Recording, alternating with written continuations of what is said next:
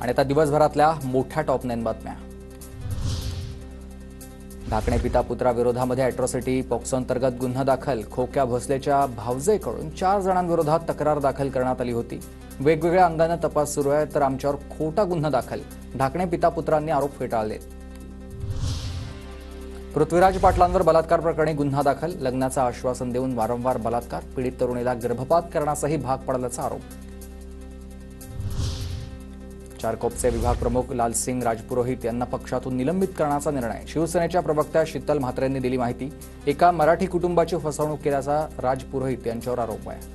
चारकोपचा विभाग प्रमुख लालसिंग राजपूत याच्यावर आरोप झाल्यानंतर त्याला तात्काळ पक्षामधून त्याच्या पदावरून निलंबित करण्यात आलेला आहे।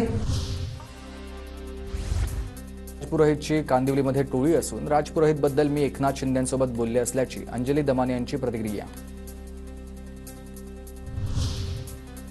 इंद्रजित सावंत धमकी प्रकरणी प्रशांत कोरटकरला उद्या उच्च न्यायालयात हजर राहण्याच्या सूचना। न्यायालयातील कामकाजावेळी प्रत्यक्ष हजर राहण्याची नोटीस।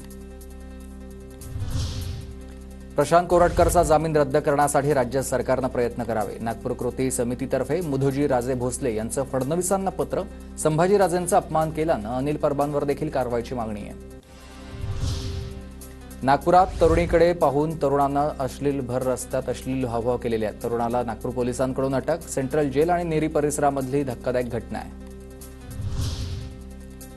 आता पीएफ खात्यामध्ये कागदपत्रांशिवाय माहिती अपडेट करणं शक्य होणार आहे। अकाउंट नंबर आता आधारशी लिंक केलेल्या सदस्यांना कागदपत्रांशिवाय वैयक्तिक तपशिलामधील मुख्य माहिती बदलण्याची ईपीएफओ कडून परवानगी देण्यात आली आहे।